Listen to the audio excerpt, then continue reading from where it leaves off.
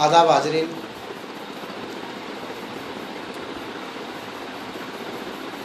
सभी को नमस्कार, आदाब।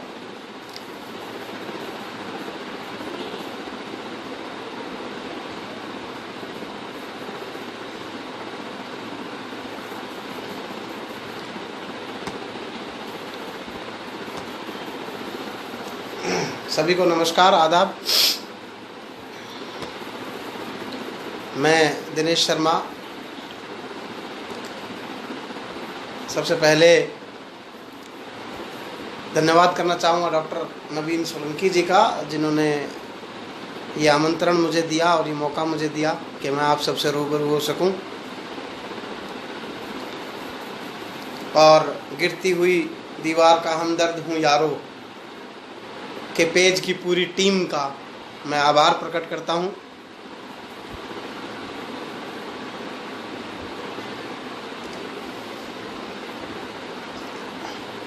और सभी का शुक्रिया अदा करता हूँ। जी जी दिलीप भाई, कुछ लोग जुड़ जाएं तो मैं शुरू करता हूँ, फिर कुछ सुनाते हैं आपको आज।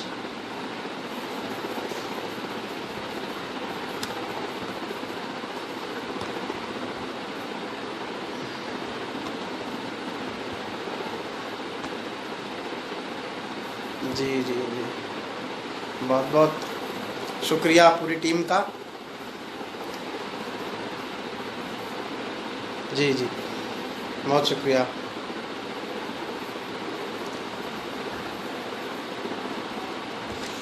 अभी ईद का त्यौहार गुजरा है, तो सबसे पहले मैं एक मतला पेश करता हूँ जो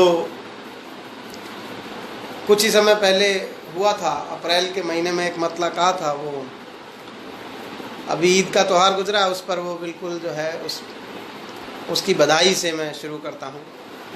ए खुदा तू कर अता एक रात वो एहसान की, ए खुदा तू कर अता एक रात वो एहसान की, हाथ में हो हाथ तेरा रात हो रमजान की। ए खुदा तू कर अता एक रात वो एहसान की, हाथ में हो हाथ तेरा रात हो रमजान की। और सभी को ईद की बधाइयाँ। तो ये एक मतला अप्रैल में हुआ था। तो अभी मैं एक गज़ल पेश करता हूँ आपके समक्ष, आप सभी के लिए। सुनिएगा। तुमको देखा तब ये जाना क्या मज़ा तस्वीर का, तुमको देखा तब ये जाना क्या मज़ा तस्वीर का, संग दिल जब है सनम तो क्या गिला तकदीर का। तुमको देखा तब ये जाना क्या मज़ा तस्वीर का, संग दिल जब है सनम तो क्या गिला तकदीर का। अगर मेरी आवाज़ पहुंच रही है तो कमेंट सेक्शन में एक बार बता दें कि आवाज़ आप तक पहुंच रही है मेरी। जो लोग सुन रहे हैं वो बहुत शुक्रिया, पंकज सागर जी। जो लोग सुन रहे हैं एक बार कमेंट सेक्शन में इतना मुझे कंफर्म कर देंगे मेरी आवाज़ आप तक सही से पहुंच रही है, तो मैं आगे शुरू करूं। थोड़ा सा आप एक बार कष्ट करके केवल एक कमेंट मुझे बता दें और बीच में मेरा हौसला बढ़ाते रहें, क्योंकि लाइव सेशन में आप जानते हैं लाइव सेशन में सामने से हमें मालूम नहीं पड़ता है, तो बीच में आप कमेंट करके मेरा हौसला बढ़ाते रहेंगे तो मुझे अच्छा लगेगा। तो मैं शुरू करता हूँ। जी जी, बहुत शुक्रिया दिलीप भाई, नवीन जी बहुत शुक्रिया। तुमको देखा तब ये जाना क्या मज़ा तस्वीर का, संग दिल जब है सनम तो क्या गिला तकदीर का। तुम हो चारा गर तो सुन लो मर्ज भी तेरा दिया, तुम हो चारा गर तो सुन लो मर्ज भी तेरा दिया। तुमसे कैसे मर गया मैं क्या हुआ तदबीर का, तुम हो चारा गर तो सुन लो मर्ज भी तेरा दिया। तुमसे कैसे मर गया मैं क्या हुआ तदबीर का। और शेर सुनिएगा। तुमने खुद से ही किया था तर्क ताल्लुक बामहर, तुमने खुद से ही किया था तर्क ताल्लुक बामहर। खुद ही अब क्यों याद आई, क्या हुआ तहरीर का। तुमने खुद से ही किया था तर्क ताल्लुक बामहर, खुद ही अब क्यों याद आई, क्या हुआ तहरीर का। जब भी महफिल में सुनाई मैंने दर्दे दास्तां, जब भी महफिल में सुनाई मैंने दर्दे दास्तां, हर तरफ थी तालियां और शोर था तशहीर का। जब भी महफिल में सुनाई मैंने दर्दे दास्तां, हर तरफ थी तालियां और शोर था तशहीर का। उसने हमको ये कहा था आएंगे ना पास, शेर सुनेगा। उसको हमने ये कहा था आएंगे ना पास भी, उसको हमने ये कहा था आएंगे ना पास भी, क्या अदा से उसने खींचा एक सिरा जंजीर का। उसको हमने ये कहा था आएंगे ना पास भी, क्या अदा से उसने खींचा एक सिरा जंजीर का। जी चौधरी साहब, सहदेव चौधरी साहब, बहुत शुक्रिया, बहुत शुक्रिया। उसको हमने ये कहा था आएंगे ना पास भी, क्या अदा से उसने खींचा एक सिरा जंजीर का। एक नज्म मैं पेश कर रहा हूँ जिसका उन्वान है क्यों प्रश्न नहीं पूछे जाएं। ये नज्म का उन्वान है क्यों प्रश्न नहीं पूछे जाएं। नज्म शुरू करता हूँ मैं। उसकी आंखों में नफरत थी, मेरी आंखों में पानी है। उसकी आंखों में नफरत थी, मेरी आंखों में पानी है। जो मजहब की दीवानी हो वो बेकार जवानी है। उसकी आंखों में नफरत थी, मेरी आंखों में पानी है। जो मजहब की दीवानी हो वो बेकार जवानी है। गंगा में भी पानी है, आबे जमजम भी पानी है। गंगा में भी पानी है, आबे जमजम भी पानी है। मुख में डालो मोक्ष मिले और उससे वजू भी होता है। कोई मुझे बताएगा क्या पानी का मजहब होता है। कोई मुझे बताएगा क्या पानी का मजहब होता है। गंगा में भी पानी है, आबे जमजम भी पानी है। गंगा में भी पानी है, आबे जमजम भी पानी है। मुख में डालो मोक्ष मिले उससे वजू भी होता है।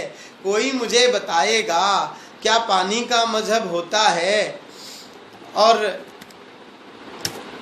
कोई सर्द ठिठुरती सड़कों पर, कोई सर्द ठिठुरती सड़कों पर, कोई सर्द ठिठुरती सड़कों पर आँख खोलकर सोता है। कोई मुझे बताएगा क्या मौसम का मजहब होता है। कोई मुझे बताएगा क्या मौसम का मजहब होता है। मेरी जाना मुझसे कहती है, मेरी जाना मुझसे कहती है, ये क्या जुर्म सा करते हो तुम इस मजहबी दुनिया में, क्या इल्म सा भरते हो तुम। मेरी जाना मुझसे कहती हैं, क्या जुर्म सा करते हो तुम इस मजहबी दुनिया में, क्या इल्म सा भरते हो तुम।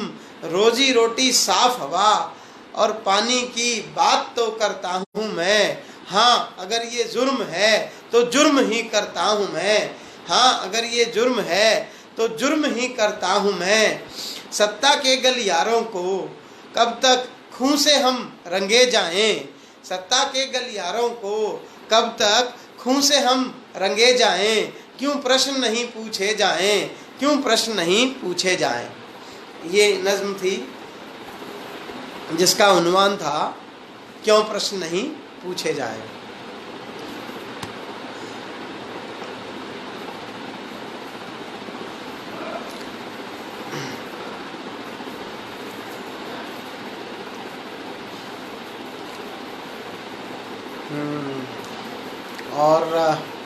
और सुनाते हैं आपको अभी कुछ और।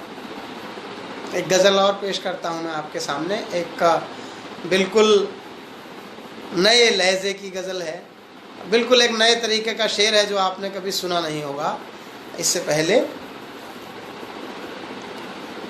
पहले आपने सुना नहीं होगा इस तरह का शेर। अभी गर्मी का सीज़न है और मई जून चल रहा है और मई जून में सबसे बढ़िया फल जो है, फलों का राजा जो है वो आम होता है, जो सबको पसंद है, बड़ा मीठा फल है। तो उसी के उसके बहुत सारे, उसकी किस्मों के बहुत सारे नाम हैं।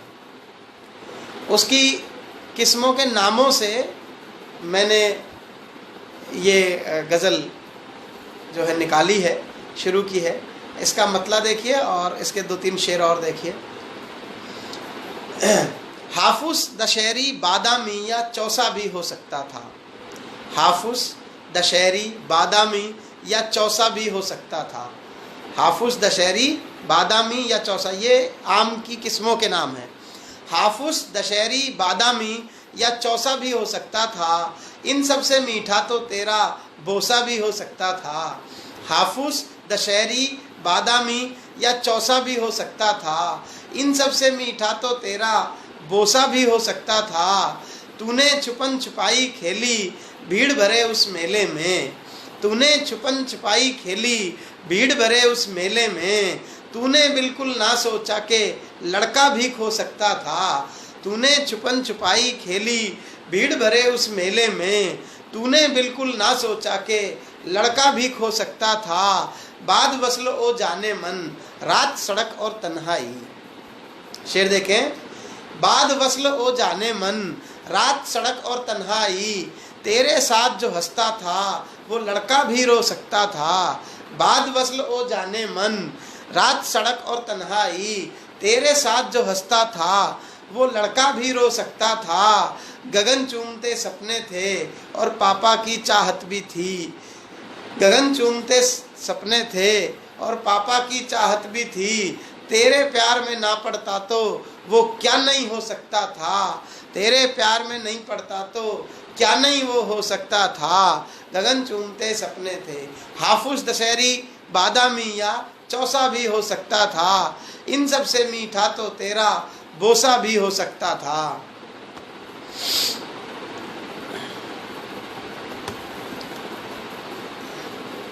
जी आप सुन पा रहे हैं तो बीच में मुझे बताते रहें। मुझे यहाँ से कुछ दिख नहीं रहा, मैं नहीं जान पा रहा हूँ कितने लोग सुन पा रहे हैं, कितने लोग जुड़े हुए हैं। बीच में कभी कभी वो दिख जाता, कभी नहीं भी दिखता है, तो मुझे क्लियर नहीं है। तो आप अगर बीच में बताते रहेंगे तो मुझे मालूम पड़ता रहेगा कि मैं विजिबल हूँ आपको और आप मुझे जो है सुन पा रहे हैं।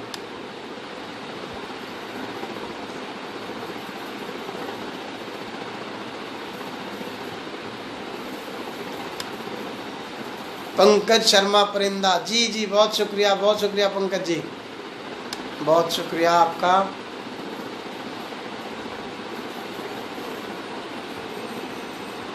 जी बहुत शुक्रिया।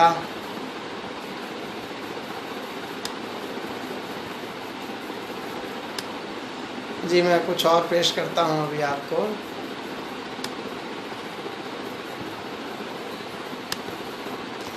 एक गज़ल और मैं आपको सुनाता हूँ।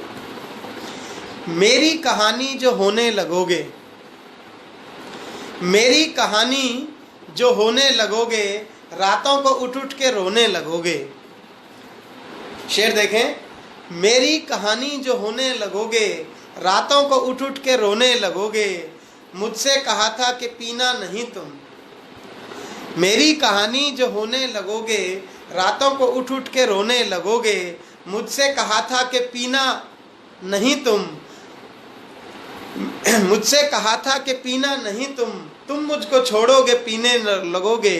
मेरी कहानी जो होने लगोगे, रातों को उठ उठ के रोने लगोगे। मुझसे कहा था कि पीना नहीं तुम मुझको छोड़ोगे पीने लगोगे। दिल मेरा दरिया है बातें रवानी। शेर देखें। दिल मेरा दरिया है बातें रवानी, तुम उनमें डूबोगे बहने लगोगे। दिल मेरा दरिया है बातें रवानी, तुम उनमें डूबोगे बहने लगोगे। देरी से जब काल उठने लगेगी, देरी से जब काल उठने लगेगी, रिश्तों को कांधों पे ढोने लगोगे। देरी से जब काल उठने लगेगी, रिश्तों को कांधों पे ढोने लगोगे। जी बहुत शुक्रिया पंकज जी, बहुत शुक्रिया। दिल मेरा दरिया है बातें रवानी, तुम उनमें डूबोगे बहने लगोगे। देरी से जब काल उठने लगेगी, रिश्तों को कांधों पे ढोने लगोगे। और जो भी है किस्सा वो चिट्ठी में लिखो, जो भी है किस्सा वो चिट्ठी में लिखो, होठों से बोलोगे रोने लगोगे। जो भी है किस्सा वो चिट्ठी में लिखो, होठों से बोलोगे रोने लगोगे, होठों से बोलोगे रोने लगोगे।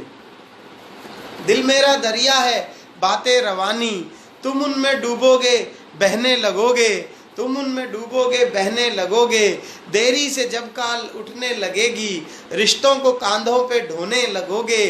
जो भी है किस्सा वो चिट्ठी में लिखो, जो भी है किस्सा वो चिट्ठी में लिखो, होठों से बोलोगे रोने लगोगे, होठों से बोलोगे रोने लगोगे। जी बहुत शुक्रिया पंकज जी, बहुत शुक्रिया।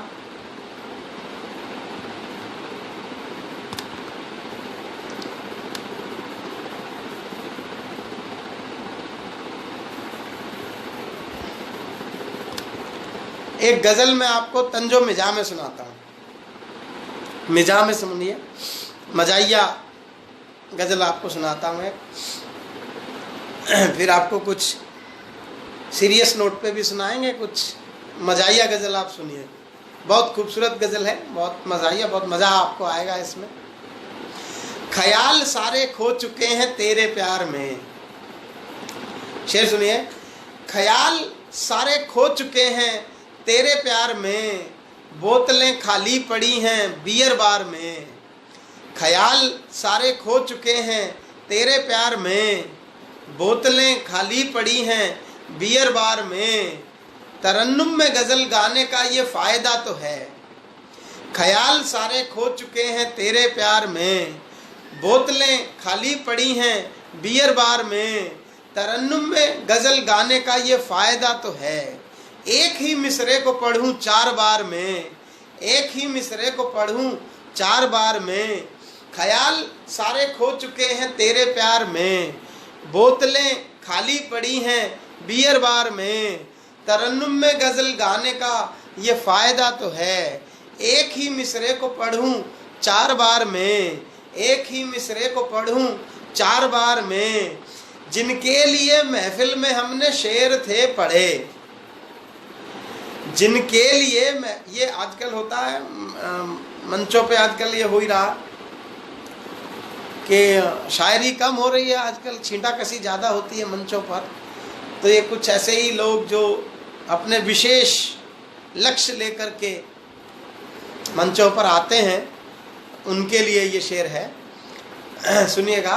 तरन्नुम में गज़ल गाने का ये फ़ायदा तो है। एक ही मिसरे को पढ़ूं 4 बार में, जिनके लिए महफिल में हमने शेर थे पढ़े। चली गई वो शायरा नाजिम की कार में, जिनके लिए महफिल में हमने शेर थे पढ़े। चली गई वो शायरा नाजिम की कार में। तरन्नुम में गज़ल गाने का ये फ़ायदा तो है। एक ही मिसरे को पढ़ूं 4 बार में, जिनके लिए महफिल में हमने शेर थे पढ़े। चली गई वो शायरा नाजिम की कार में, और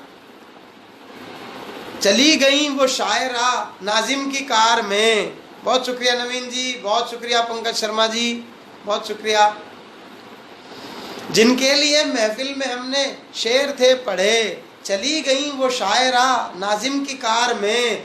कलवा बगल का आज मेरे घोड़ी चढ़ गया, कलवा बगल का आज मेरे घोड़ी चढ़ गया। बंजर जमी पे फूल खिले नौबहार में। ये रिलेटेबल है, आपके आसपास में बहुत सारे ऐसे लोग जो हैं वो प्रेम में सफलता पा जाते हैं, और सिंगल लोगों का अलग दुख होता है। तो उनके लिए ये एक शेर है, जो प्रेम में सफलता पा जाते हैं और लोग सोचते हैं उन्होंने कुछ हासिल नहीं किया, और आप सिंगल ही रह जाते हैं। कुछ लोग जो है प्रेम में सफलता पा जाते हैं। कलवा बगल का आज मेरे घोड़ी चढ़ गया, बंजर जमीन पे फूल खिले नौबहार में।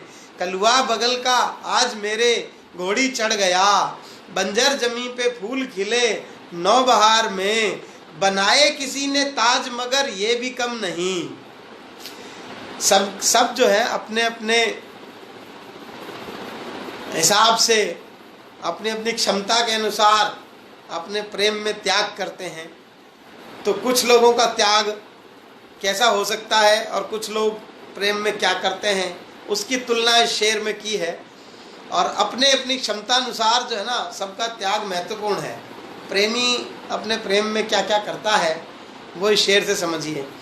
बनाए किसी ने ताज मगर ये भी कम नहीं, कलुआ बगल का आज मेरे घोड़ी चढ़ गया, बंजर जमी पे फूल खिले नौबहार में।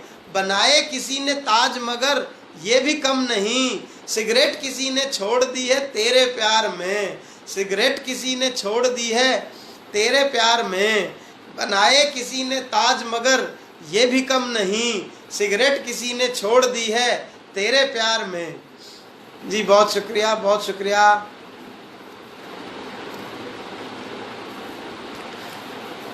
और एक मतले से एक मतला और है, आप रिलेट करेंगे उससे।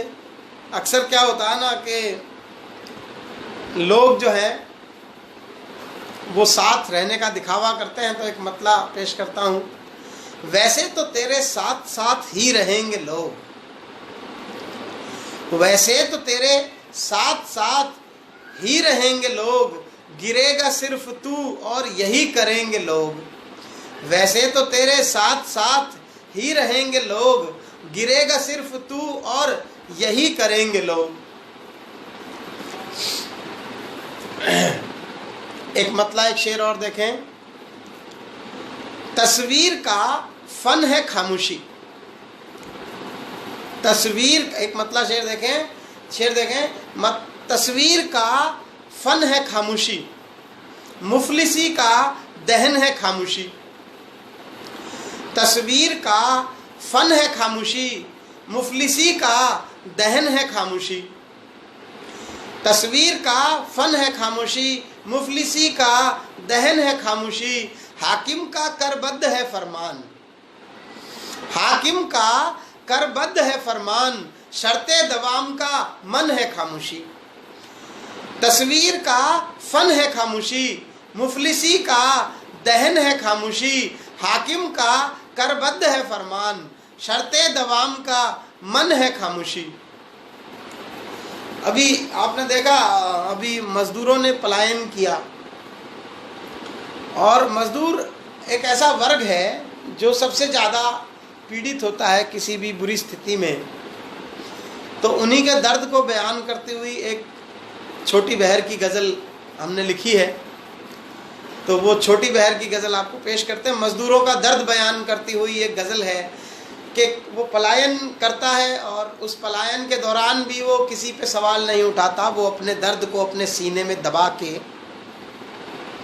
चलता रहता है और उसका किसी से कोई शिकायत नहीं होती। वो किसी धार्मिक पाखंड में नहीं फंसता, वो किसी के चक्कर में नहीं आता। वो अपने कष्ट, अपनी परेशानियों को ले करके और चलता रहता। तो ये गज़ल उन्हीं मज़दूरों को समर्पित है, उन्हीं पीड़ित लोगों को समर्पित है। आप सुनिएगा। आपसे कहीं मिलेगा वो, कुछ भी नहीं कहेगा वो। आपसे कहीं मिलेगा वो, कुछ भी नहीं कहेगा वो। आप देंगे उसको रोटियां। आपसे कहीं मिलेगा वो, कुछ भी नहीं कहेगा वो। आप देंगे उसको रोटियां और रोने वहीं लगेगा वो। आप देंगे उसको रोटियां और रोने वहीं लगेगा वो। ये कट्टर काफिर छोड़िए, ये कट्टर काफिर छोड़िए, वबा है नहीं लड़ेगा वो। वबा कहते हैं महामारी को, उर्दू में महामारी को वबा कहा जाता है। फिर से देखें शेर। आप देंगे उसको रोटियां और रोने वहीं लगेगा वो। ये कट्टर काफिर छोड़िए, वबा है नहीं लड़ेगा वो। जहां रोटियां मिल जाएंगी, जहां रोटियां मिल जाएंगी, लाजिम है वहीं रहेगा वो। जहां रोटियां मिल जाएंगी, लाजिम है वहीं रहेगा वो। और वबा हो, भूख हो, प्यास हो, वबा हो, भूख हो, प्यास हो, हाकिम से नहीं कहेगा वो।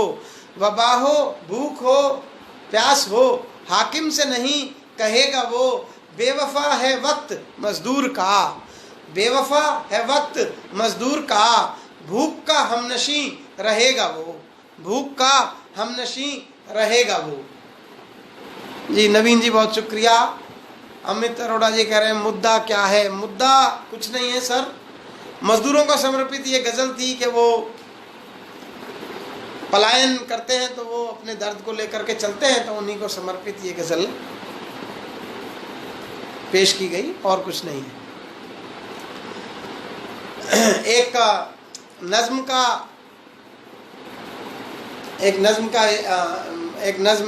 का छोटा हिस्सा मैं आपको और सुनाता हूँ। जी नमस्कार, जी नमस्कार, बहुत नमस्कार, स्वागत, आभार आपका शीला जी। एक नज्म का एक हिस्सा मैं आपको और सुनाता हूँ।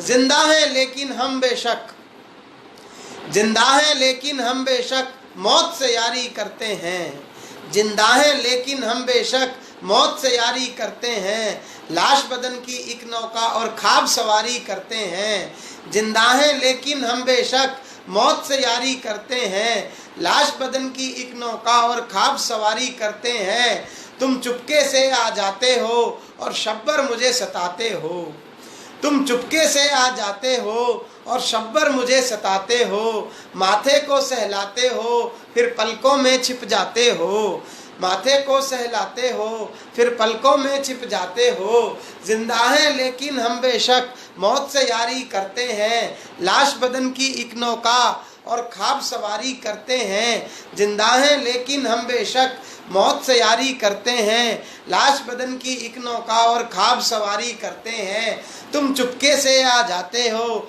और शब्बर मुझे सताते हो, माथे को सहलाते हो फिर पलकों में छिप जाते हो, इकरार तुम्हारा होता नहीं पर हाथों में हाथ लिया तुमने, इकरार तुम्हारा होता नहीं पर हाथों में हाथ लिया तुमने, मजहब की दीवारों को एक बच्चे सा लांग लिया तुमने, इकरार तुम्हारा होता नहीं हाथों में हाथ लिया तुमने, मजहब की दीवारों को बच्चे सा लांग लिया तुमने, इस दुनिया में कौन है ऐसा जो अपना भी सरमाया हो, इस दुनिया में कौन है ऐसा जो अपना भी सरमाया हो, ईश्वर अल्लाह कौन है जिसने इश्क को पाक बताया हो, ईश्वर अल्लाह कौन है जिसने इश्क को पाक बताया हो,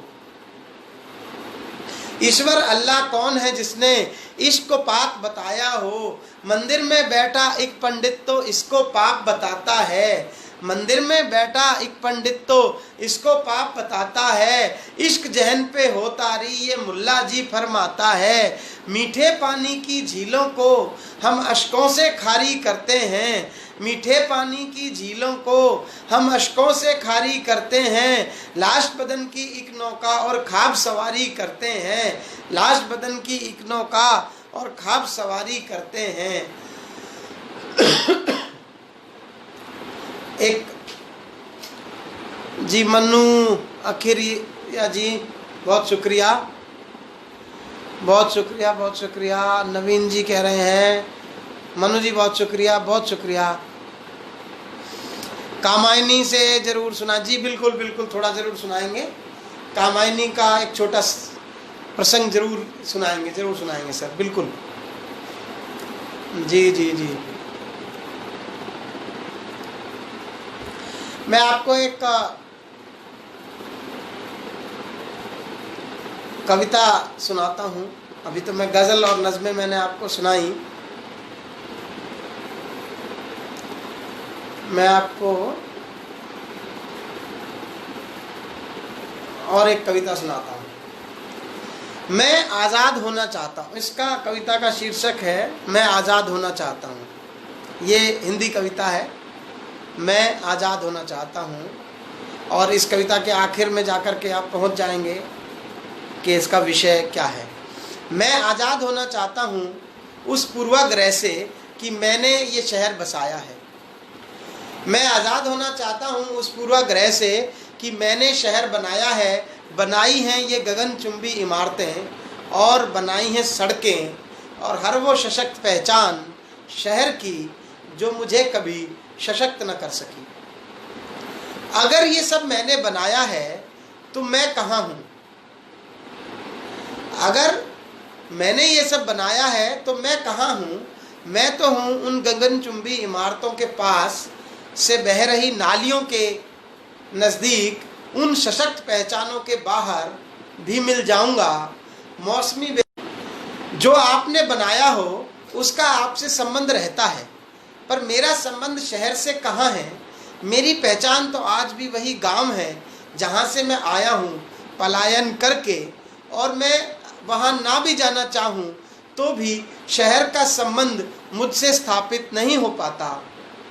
मैं जरिया हूँ यहाँ पुण्य कमाने का, 2 रोटियाँ देकर, 4 चित्र खींचकर खुद को ईश्वर के नज़दीक लाने का, कर लेने का, और मैं ही जरिया हूँ किसी आकस्मिक समस्या के उत्पन्न होने पर भड़ास निकालने का।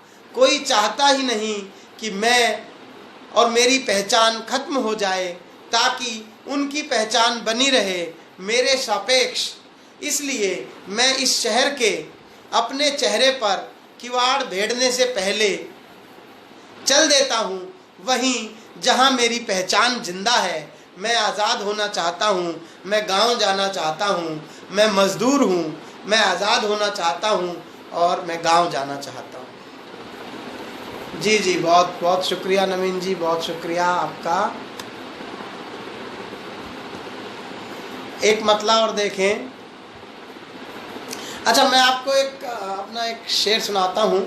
ये शेर बड़ा वायरल हुआ, बहुत अलग अलग जगह गया, और इसको लोगों ने कॉपी पेस्ट बहुत किया, अपने नाम से किया। मेरा एक शेर ये वायरल हो गया था, फेसबुक पे हमने पोस्ट किया इसको, और इसको ये शेर चोरी हो गया। ये लिखा गया था बहुत पहले। मैं ये शेर आपको पेश करता हूँ, और ये हमने लिखा था कुछ इस तरह के: उंगलियां छोड़ दो तो आगे दौड़ जाते हैं, उंगलियां छोड़ दो तो आगे दौड़ जाते हैं, उंगलियां छोड़ दो तो आगे दौड़ जाते हैं, लायक बच्चे ही अक्सर घर में तन्हा छोड़ जाते हैं, लायक बच्चे ही अक्सर घर में तन्हा छोड़ जाते हैं। ये हमने लिखा था। ये ख्याल इतना वायरल हुआ कि ये फेसबुक पर आप अपने सर्च बॉक्स में इसको ढूंढेंगे तो ये आपको अलग अलग लोगों के नाम से मिलेगा। बहुत सारे लोगों से हमने कहा, बहुत सारे लोगों ने ठीक भी किया, परंतु कोई चीज़ वायरल निकल जाती है तो फिर उसका कुछ कर नहीं सकते। लोगों ने इसे अपने नाम से पेस्ट करना शुरू कर दिया।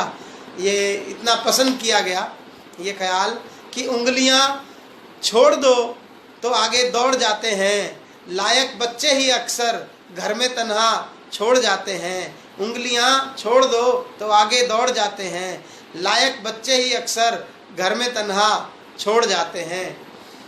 जी बहुत शुक्रिया पंकज शर्मा जी, बहुत शुक्रिया। दिलीप चौरसिया भाई बहुत शुक्रिया। नवीन जी बहुत शुक्रिया आपको। एक मतलब एक शेर और पेश करता हूँ, आप रिलेट कर पाएंगे। इस समय चीज़ें कुछ अलग ही चल रही हैं। हम मूर्ख हैं, हम मूल सवालों को छोड़ देते हैं और धार्मिक पाखंडों में उलझ जाते हैं। तो मैंने एक शेर बहुत पहले कहा, ये भी बहुत पसंद किया गया। एक मतलब एक शेर कहा था कि हम मूर्ख हैं, हमको क्या लेना मंदी और निवाले से, हम मूर्ख हैं, हमको क्या लेना मंदी और निवाले से, हमको बाबर का बदला लेना अब्दुल पंचर वाले से, हमको बाबर का बदला लेना अब्दुल पंचर वाले से, हम मूर्ख हैं, हमको क्या लेना मंदी और निवाले से, हमको बाबर का बदला लेना अब्दुल पंचर वाले से, घर में जिनको बीवी मारे नैन पड़ गए काले से, घर में जिनको बीवी मारे नैन पड़ गए काले से, वो अकबर को मार रहे हैं अपने बर्छी भाले से, वो अकबर को मार रहे हैं अपने बर्छी भाले से। जी जी जी बहुत शुक्रिया।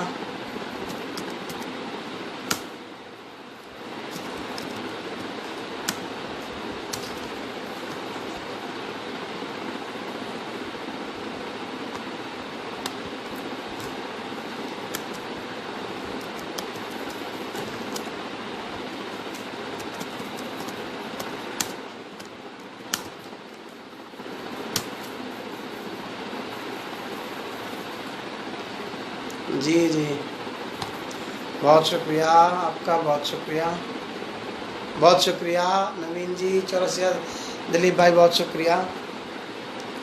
एक मतला एक शेर और पेश करता हूँ कि न काबा की ओर न शिवाले की ओर, न काबा की ओर न शिवाले की ओर, न काबा की ओर न शिवाले की ओर, न काबा की ओर न शिवाले की ओर, मुफलिसी की आंखें निवाले की ओर, न काबा की ओर न शिवाले की ओर, मुफलिसी की आंखें, मुफलिसी की आंखें निवाले की ओर, न काबा की ओर न शिवाले की ओर, मुफलिसी की ओर आंखें निवाले की ओर। और बाबर ने लूटा है जुम्मन को मारो, बाबर ने लूटा है जुम्मन को मारो,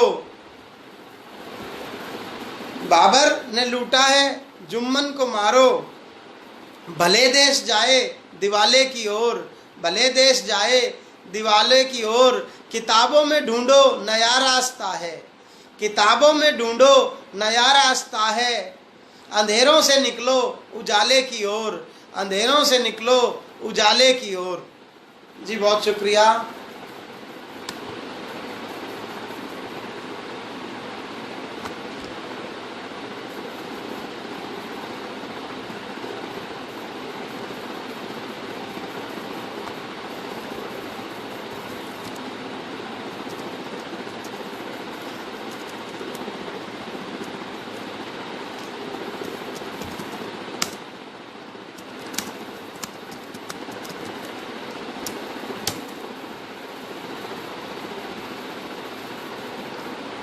जी जी जी,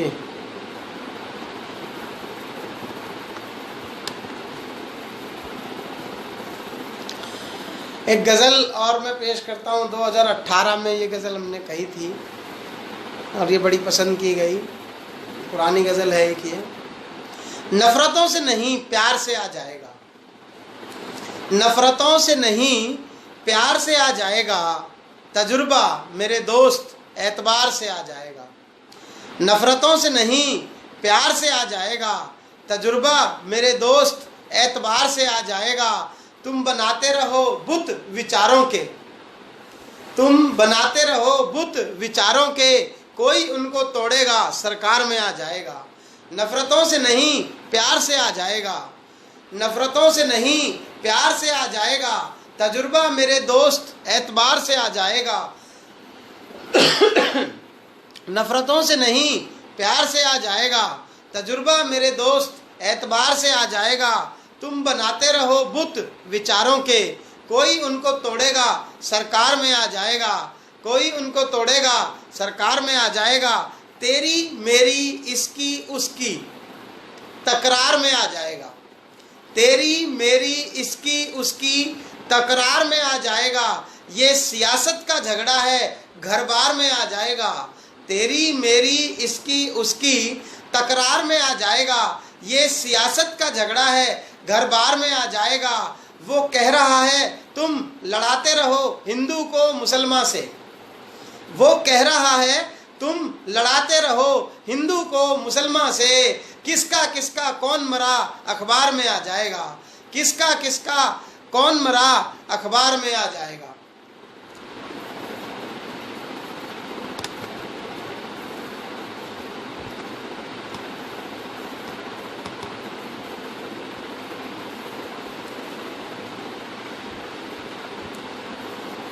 जी जी,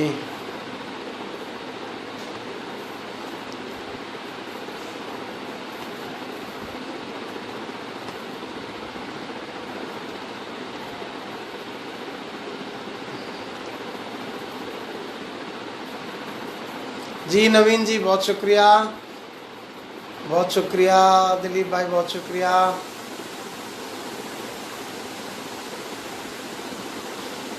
बहुत शुक्रिया।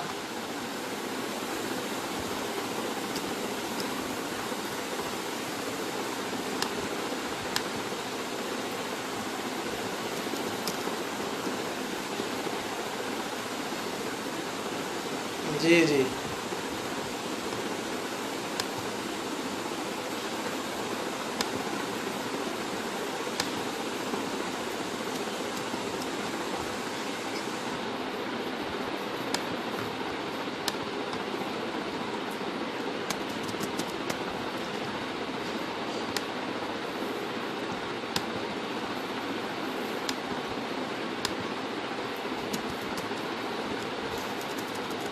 जी। अभी और आपको थोड़ा सा सुनाते हैं कुछ और।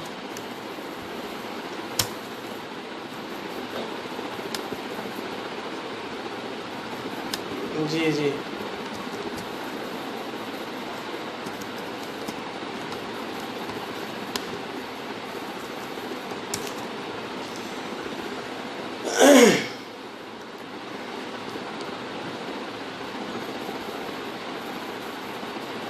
आपको तब तक हम सुनाते हैं।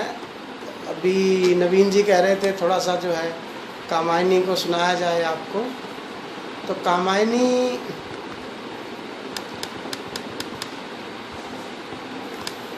का एक छोटा सा हिस्सा हम आपको सुना देंगे अभी।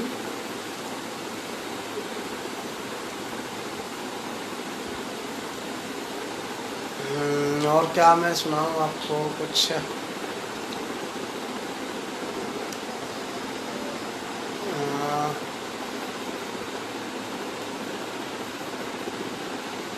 ब्रह्मपाल सागर जी, बहुत शुक्रिया आपका हौसला बढ़ाने के लिए। जी बहुत शुक्रिया।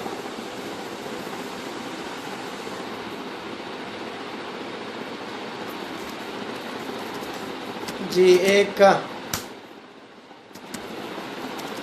एक नज़्म और मैं आपको सुनाना चाह रहा था, वो मैं अभी आपको सुनाऊंगा। बड़ी जी बहुत शुक्रिया।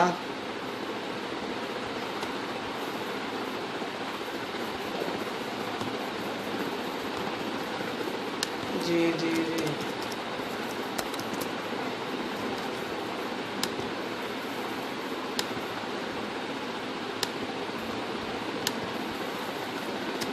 एक नज़्म और मैं आपको सुनाता हूँ, बड़ी अच्छी सी एक नज़्म है। तब तक आप जो है एक खालिस उर्दू में सुनिए, कुछ आपको सुनाता हूँ मैं। जी अंजलि जी नमस्कार। ये जो पैकर पीली साड़ी, ये जो पैकरे सीमी पे बांधी है तुमने पीली साड़ी, ये जो पैकरे, नवीन जी सुनिएगा, ये जो पैकरे सीमी पे बांधी है तुमने पीली साड़ी, दस्ते बुनकर खुर्शीदे शाम की किरणों से बनाता होगा। पैकरे सीमी होता है चांदी जैसा बदन। ये जो पैकरे सीमी पे बांधी है तुमने पीली साड़ी, ये जो पैकरे सीमी पे बांधी है तुमने पीली साड़ी, दस्ते बुनकर खुर्शीदे शाम की किरणों से बनाता होगा। लबे शादाब से निखर जाती हैं हजारों सुबहें, हजारों सुबहें। ये जो पैकरे सीमी से बांधी है तुमने पीली साड़ी, ये जो पैकरे सीमी पे बांधी है तुमने पीली साड़ी, ये जो पैकरे सीमी पे बांधी है तुमने पीली साड़ी, दस्ते बुनकर खुर्शीदे शाम की किरणों से बनाता होगा। दस्ते बुनकर खुर्शीदे शाम की किरणों से, दस्ते बुनकर खुर्शीदे शाम की किरणों से बनाता होगा। लबे शादाब से निखर जाती हैं हजारों सुबहें, हजारों सुबहें। लबे शादाब से निखर जाती होंगी हजारों सुबहें। कौन है वो जो हर शाम तेरे पहलू में आता होगा। कौन है वो जो हर शाम तेरे पहलू में आता होगा। ये जो पैकरे सीमी पे बांधी है तुमने पीली साड़ी, दस्ते बुनकर खुर्शीदे शाम की किरणों से बनाता होगा। लबे शादाब से निखर जाती होंगी हजारों सुबहें, लबे शादाब से निखर जाती होंगी हजारों रातें। कौन है जो हर शाम तेरे पहलू में आता होगा। कौन है वो जो हर शाम तेरे पहलू में आता होगा। जी जी जी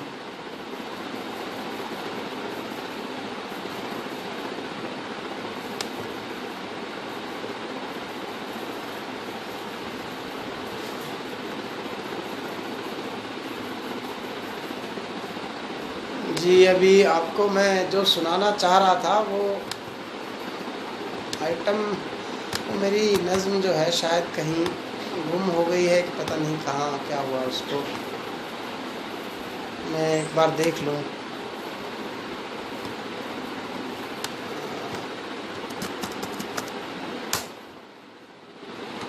जी जी, और आपको मैं सुनाता हूँ अभी। जिस्त मेरी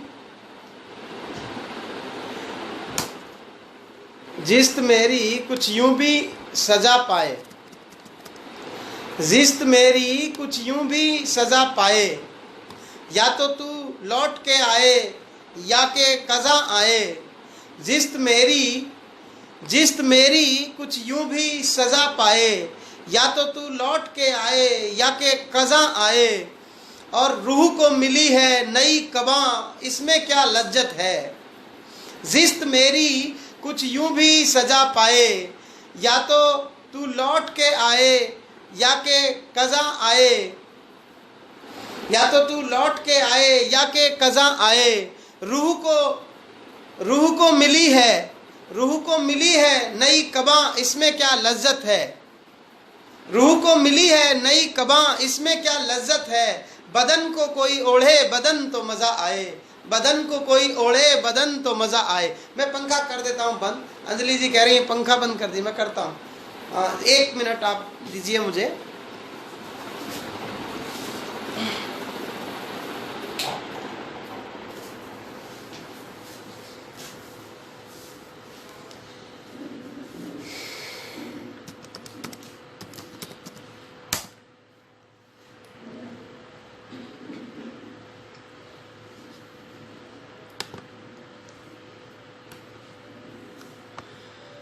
जी मैं फिर से पढ़ता हूँ। जिस्त मेरी कुछ यूं भी सजा पाए, जिस्त मेरी कुछ यूं भी सजा पाए, या तो तू लौट के आए या के कज़ा आए। रूह को मिली है नई कबां, इसमें क्या लज्जत है। रूह को मिली है नई कबां, इसमें क्या लज्जत है। बदन को कोई ओढ़े बदन तो मज़ा आए, बदन को कोई ओढ़े बदन तो मज़ा आए। अब मैं आपको एक नज़्म सुनाता हूँ पुरानी। इस नज़्म का उन्वान है मज़दूर। सबसे रिलेटेबल है, हम सब परेशान हैं, मज़दूरों की रोज़ आप घटनाएं देख रहे हैं। लेकिन वो शहर में आता क्यों है और हम उसके लिए क्या सोचते हैं और वो उसका जीवन कैसे चलता है, उसी के कुछ उसी को कुछ प्रदर्शित करती है ये नज़्म। आप सुनिएगा। इन सर्द हवाओं में तुम्हें नींद कैसे आती है, इन सर्द हवाओं में तुम्हें नींद कैसे आती है। बाहर देखता हूं तो रूह कांप जाती है। इन सर्द हवाओं में तुम्हें नींद कैसे आती है, बाहर देखता हूं तो रूह कांप जाती है। सड़क पे सोता है उसे चादर मयस्सर भी नहीं, सड़क पे सोता है उसे चादर मयस्सर भी नहीं। मुल्क की तरक्की में उसकी कोई जगह ही नहीं, मुल्क की तरक्की में उसकी कोई जगह ही नहीं। धूप ही उसका पैराहन बन के चली आती है, धूप ही उसका पैराहन बन के चली आती है। इन सर्द हवाओं में तुम्हें नींद कैसे आती है, इन सर्द हवाओं में तुम्हें नींद कैसे आती है। पंकज शर्मा जी बहुत शुक्रिया, नवीन जी बहुत शुक्रिया, और कोई जिसका नाम मैं नहीं पढ़ पाया हूँ उन सब का भी शुक्रिया, जो देख रहे हैं उन सब का आभार, बहुत बहुत शुक्रिया। जिनके नाम मुझे नहीं भी दिखे हैं या कोई निकल गया है तो उन सब का भी शुक्रिया। फाका कश है हर रोज पत्थर तोड़ता है, फाका कश है हर रोज पत्थर तोड़ता है। दूसरों के घर के लिए ईंटों को वही जोड़ता है। फाका कश है हर रोज पत्थर तोड़ता है, दूसरों के घर के लिए ईंटों को वही जोड़ता है। उसके हुजरे पे कभी छप्पर पड़ा ही नहीं, उसके हुजरे पे कभी छप्पर पड़ा ही नहीं। देखते देखते नई इमारत खड़ी हो जाती है, देखते देखते नई इमारत खड़ी हो जाती है। कौन है जो इन सर्द हवाओं में तुम्हें नींद कैसे आती है। कौन है जो गांव से बसने शहर में आया है, कौन है जो गांव से बसने शहर में आया है। फुटपाथ पर बच्चों को सुलाने क्यों चला आया है। कौन है जो गांव से बसने शहर में आया है, फुटपाथ पर बच्चों को सुलाने क्यों चला आया है, भूख से मर जाता है मगर जाता ही नहीं, उसकी कहानी भी उससे ज्यादा कमा के लाती है, उसकी कहानी भी उससे ज्यादा कमा के लाती है। इन सर्द हवाओं में तुम्हें नींद कैसे आती है। गुज़िश्ता सालों में जैसे कुछ हुआ ही नहीं, गुज़िश्ता सालों में जैसे कुछ हुआ ही नहीं, 2 वक्त रोटियां पेट में कभी पहुंची ही नहीं, उसका भला करने की किसी की नीयत ही नहीं। गरीबी ऐसी हटाई कि बढ़ती जाती है, गरीबी ऐसी हटाई कि बढ़ती जाती है। इन सर्द हवाओं में तुम्हें नींद कैसे आती है, इन सर्द हवाओं में तुम्हें नींद कैसे आती है। गगन चूमता जो ये ढांचा बना के रखा है, गगन चूमता जो ढांचा ये बना के रखा है, उसी ने इसे कांधे पे उठा के रखा है। विकास के चश्मे से मगर मजदूर दिखता ही नहीं, सबकी आई है उसकी सुबह न कभी आती है, सबकी आई है उसकी सुबह न कभी आती है। इन सर्द हवाओं में तुम्हें नींद कैसे आती है, इन सर्द हवाओं में तुम्हें नींद कैसे आती है, इन सर्द हवाओं में तुम्हें नींद कैसे आती है, इन सर्द हवाओं में तुम्हें नींद कैसे आती है। जी बहुत शुक्रिया आपका, बहुत बहुत शुक्रिया।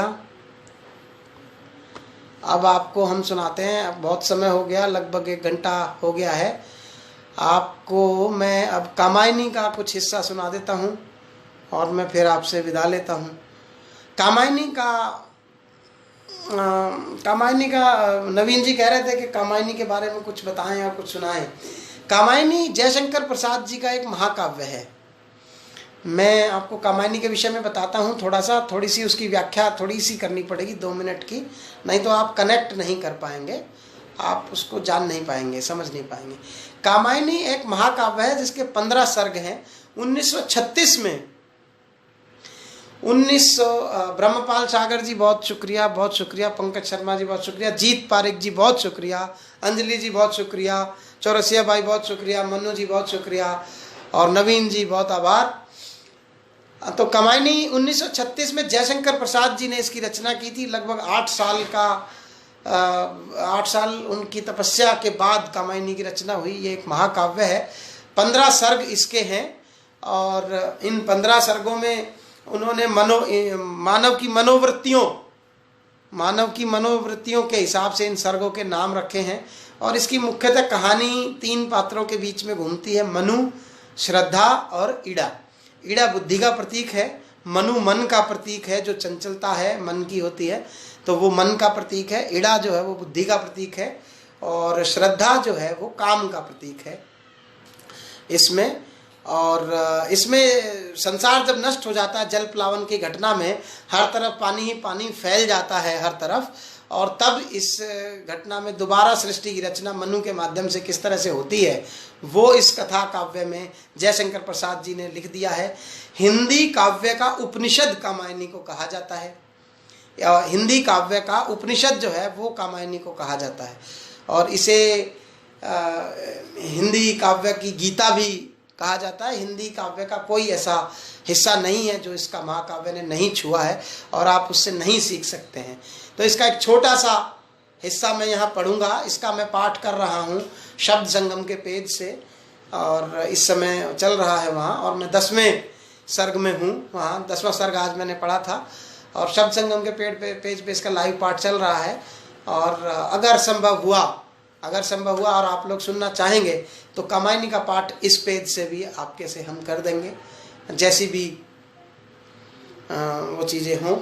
हेमंत जी आप थोड़ा देरी से आए, मैं लगभग सभी रचनाएं सुना चुका हूँ और अभी कामायनी का एक हिस्सा सुनाने की फरमाइश आई थी नवीन जी से, तो मैं वो सुना रहा हूँ अभी।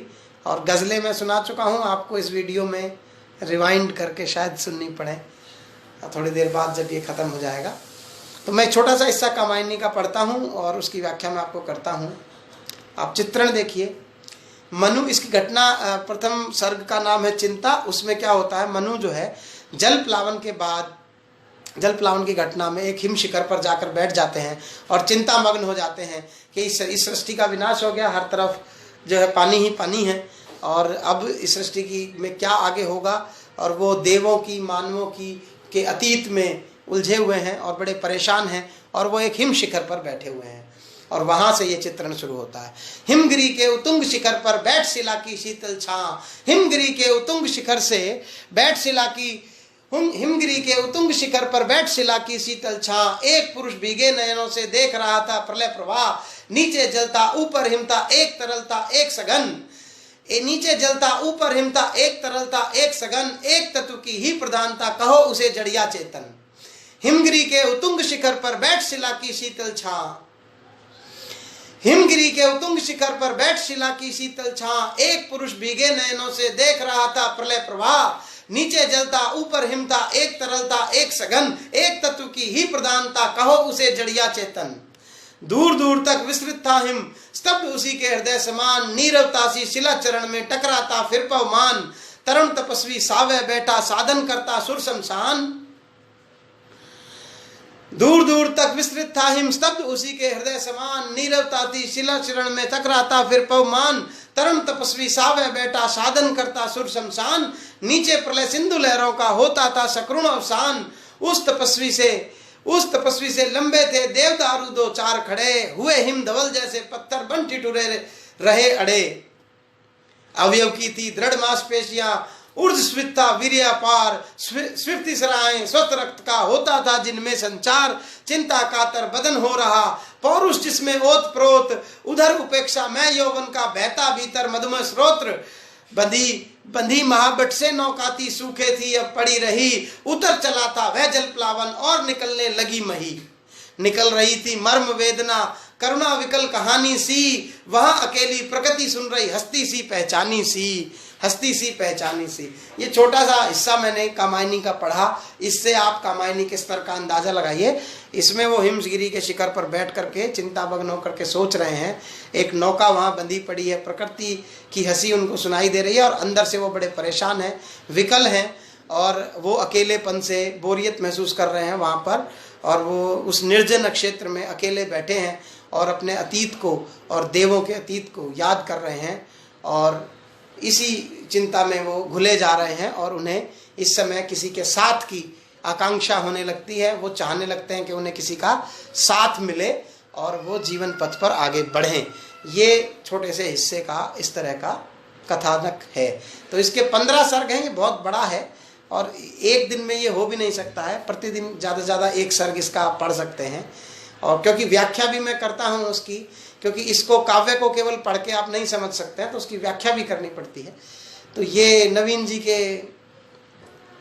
निमंत्रण पर मैंने ये छोटा सा हिस्सा आपके लिए पढ़ा, और मैं अब आपसे विदा लेता हूँ। बहुत बहुत शुक्रिया आपका, मैं चलता हूँ, और इस पेज की पूरी टीम को, गिरती हुई दीवार के हमदर्द हूँ यारो, इसकी पूरी टीम को मेरा सादर नमन और बहुत बहुत आभार। नवीन जी को भी मेरा बहुत ही सादर नमन और आभार, बहुत शुक्रिया उनका जो उन्होंने मुझे इस पेज पर निमंत्रण दिया और मैं आपके समक्ष अपनी कुछ रचनाएं पेश कर सका। तो बहुत बहुत शुक्रिया, मैं चलता हूँ, अब आपसे विदा लेता हूँ। हरी इच्छा है कभी फिर मिलेंगे आपसे। नमस्कार।